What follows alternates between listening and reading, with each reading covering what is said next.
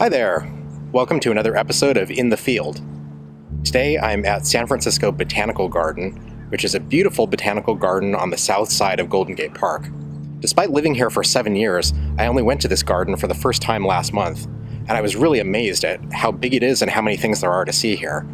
It never ceases to amaze me how much stuff is packed into Golden Gate Park. Today I'm going to try to explore a little more and see some of the things I didn't see last time. I'm sitting down at the edge of this little pond that you come to when you first come in through the side entrance, and I didn't spot them at first, but there's actually a bunch of birds that are walking around and cleaning themselves and some ducks floating through the pond. I didn't bring a telephoto lens with me. All I have is my 24 to 70, so even zoomed in I can't get very close on the birds, but I'm going to try and get a decent composition with some of the birds in the frame and some of the rocks in the pond. We'll see if I can cut something good.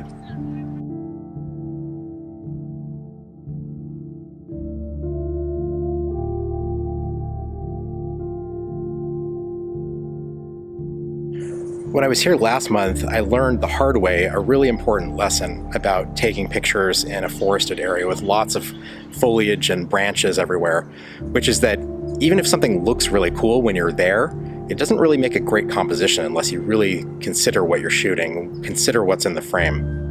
Or several of the shots I took last time I was here that, even though they looked great, when I got back I was like, it's not really that interesting to look at. It's just a lot of bushes and branches, and I'm not really sure where in the frame I'm supposed to be focusing. So I'm trying to pay much more attention to that this time.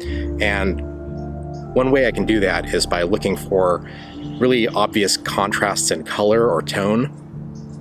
So here I found a place where there's a lot of sort of dark green foliage around, and there's a path that leads through these three brighter red plants that are being backlit by the sun. I think this is a good example of a place where focusing a composition on a particular element of something is going to make for a much better picture than just pointing your camera and pressing the button.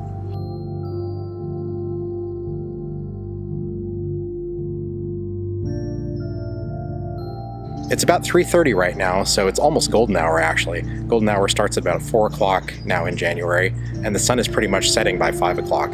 So one really good way to find a composition is to just watch what the sun is hitting. I found these two rocks behind me that have this really nice glow from the sun. I think they'll make a good composition.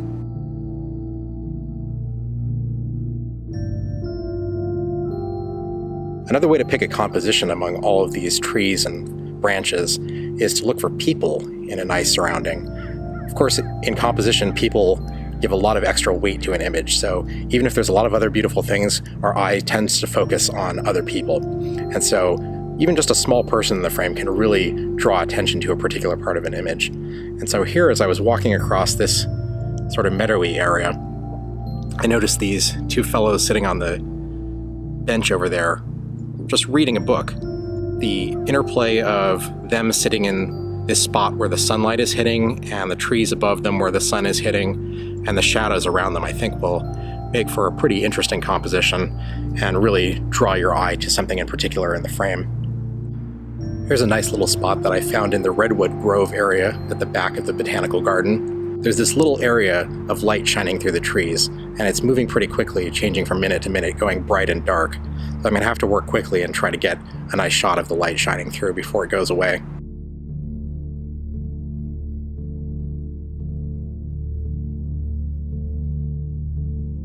I found this tree that I really like here in the California native area.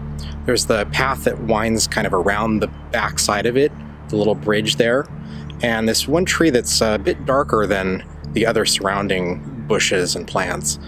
It might be a little difficult with the background being kind of a similar tone, so I might have to do some pretty serious dodging and burning to really get that tree to stand out. But I like the shapes around it, so I think I can make something work with this.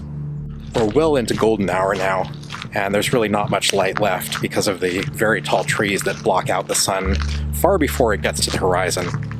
So I'm going to have to make the best of my last half hour or so here, see if I can spot any more places where the light is shining through the trees and hitting something, or maybe if there's a place where I can catch the sunset.